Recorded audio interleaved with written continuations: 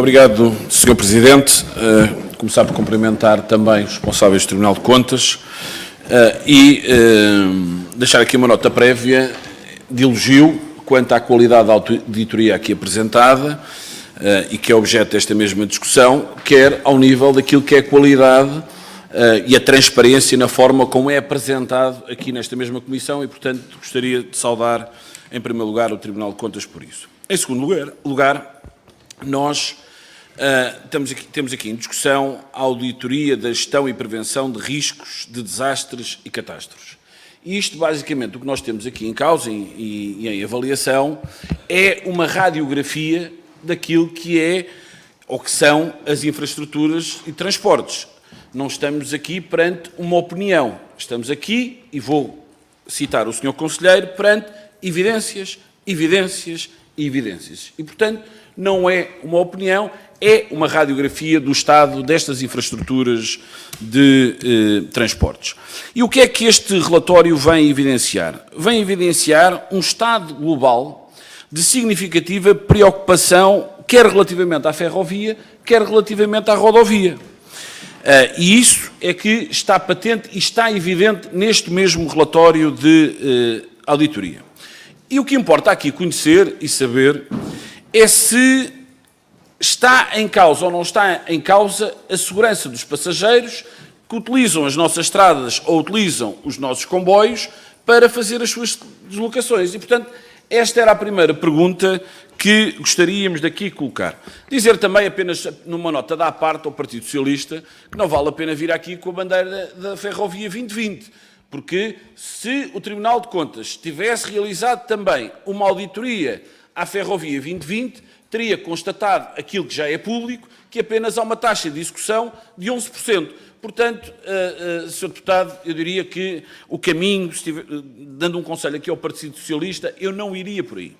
Mas a questão que se coloca e que está aqui em causa e que é importante perceber é que meios é que estão operacionais e que meios é que não estão operacionais. E nisso o relatório é absolutamente claro e que trabalha com base em elementos e dados que são fornecidos por diferentes entidades e já percebemos que há entidades que têm problemas no fornecimento de dados, mas eu já lá irei. Queria perguntar ao Tribunal de Contas, em relação a este relatório de auditoria, porque é que todo o setor marítimo ou portuário ficou de fora? Porque é que não é analisado? Mas também queria aproveitar para perguntar se, mesmo não tendo sido avaliado e analisado, se o Tribunal de Contas conseguiu apurar, eventualmente por uma outra qualquer via, a execução de investimentos neste mesmo setor, que este é um setor importante. E, portanto, esta comissão que acompanha estas mesmas matérias, seguramente tem interesse em ouvir não só o que está no próprio relatório da auditoria, como eu já elogiei aqui, mas também aquilo que não está e que devia estar neste mesmo relatório. Depois, por último, dizer o seguinte. Os dois setores em conjunto, rodovia e ferrovia, permitem perceber que há cerca de 157 obras de arte que não estão classificadas. E, portanto, o Tribunal de Contas detectou situações onde existe o risco material de catástrofes afetando a segurança dos cidadãos. Se sim, quais é que foram? E esta é uma das perguntas. Por outro lado, tendo em conta que existe um número tão elevado de obras de arte não identificadas, o que se percebe é que a IP manifestou indisponibilidade para fornecer esses mesmos dados ao Tribunal de Contas. A pergunta é se a própria IP transmitiu ao Tribunal de Contas alguma dificuldade ao nível daquilo que são os recursos humanos e materiais que tem ao seu dispor para fazer esta análise, para fazer estas identificações, para fornecerem estes mesmos elementos. Muito obrigado.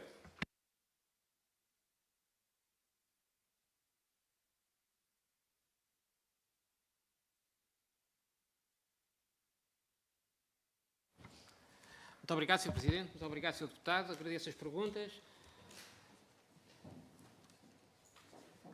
Coloca uma questão que é muito relevante e que está, penso que um pouco sintetizada nestes dois quadros iniciais. Quando eu há pouco discutia que, de um lado, temos o PETI 3+, na altura inicial, com o setor ferroviário, rodoviário, marítimo-portuário, aeroportuário, transporte público de passageiros, com o número de projetos desagregado e com o número de investimentos para cada uma das áreas. Reparamos que no PETI 3+, atualizado, essa estrutura se mantém. Não houve aqui tempo, mas se virmos uma análise mais fina, mais desagregada, poderemos observar onde houve acréscimos, onde houve decréscimos, e observamos que houve um acréscimo global, quer do número de projetos, quer um acréscimo global a termos do número de investimento. O objetivo inicial tenderia a ser vermos a estrutura de todos estes dados.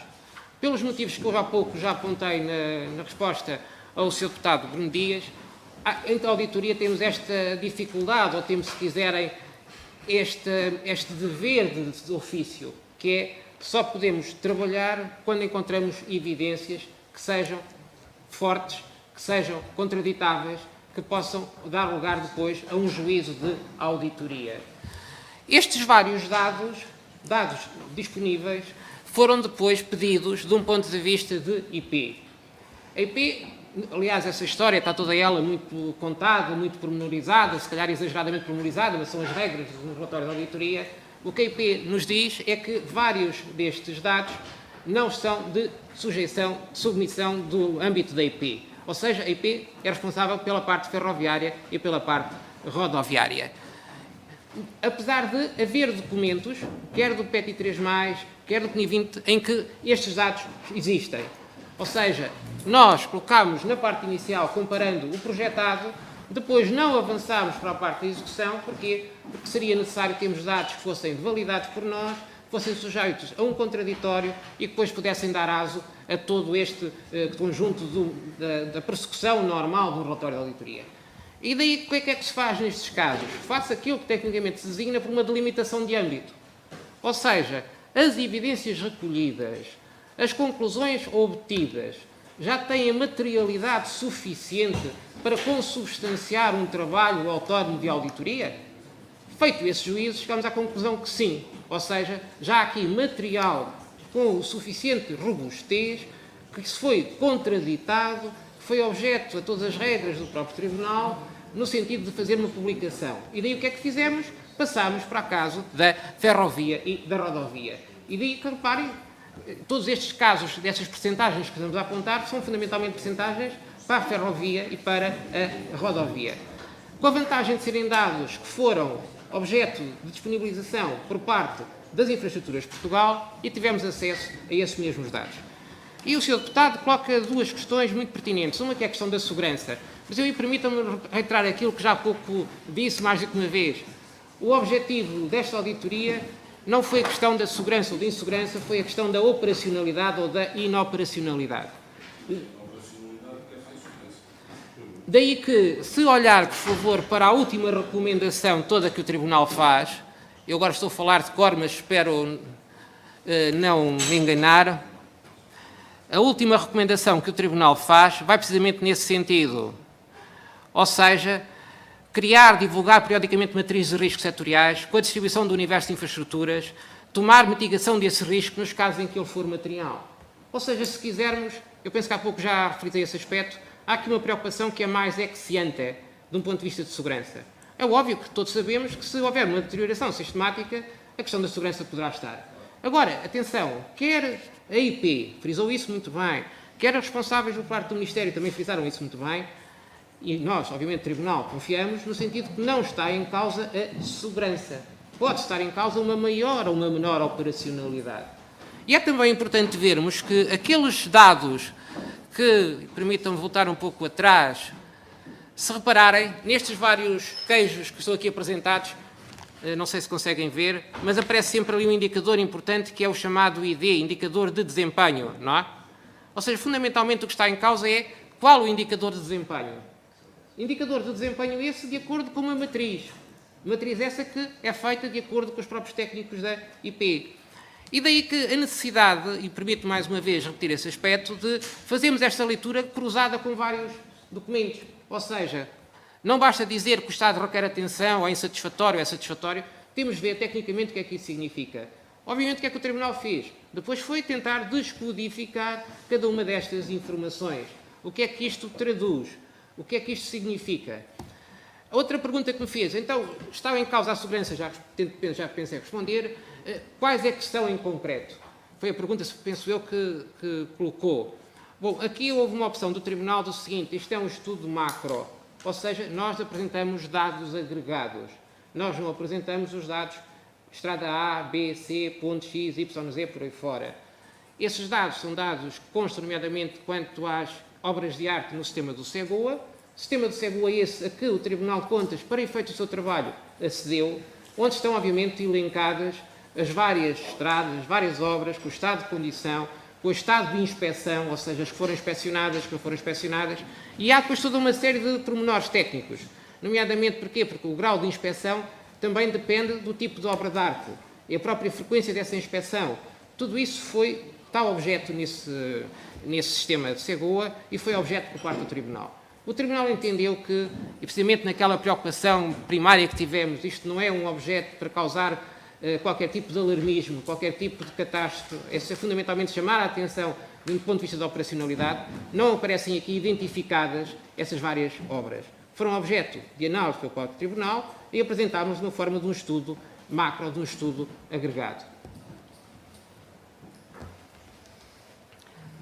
As classificadas e as não classificadas, outra questão que o Sr. Deputado colocou.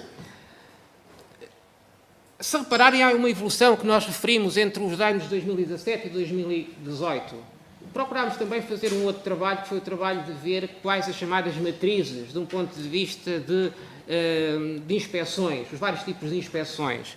Há um quadro que eu não tenho aqui nesta projeção, mas que está no relatório, onde classifica os vários tipos de inspeções, ordinárias, extraordinárias, subaquáticas, que estão sujeitas a uma determinada periodicidade. E aquilo que o Tribunal tentou fazer foi, nessa periodicidade, está a ser cumprida, não está a ser cumprida. Ou seja, quase uma questão de conformidade. Ou seja, as várias inspeções previstas, de acordo com os vários critérios, com os vários espaçamento temporal, foi cumprido, não foi cumprido. É essa também a questão. Penso que já esgotei mais uma vez.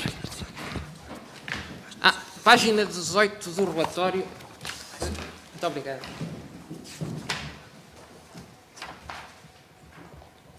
Em que aparecem precisamente no quadro 6 a parte de o que é que está em termos de conservação, inspeções de rodovia, inspeções de ferrovia, a taxa de cobertura dessas mesmas inspeções. Ou seja, isso foi objeto de um trabalho, precisamente na questão sempre de operacionalidade ou não operacionalidade. Muito obrigado.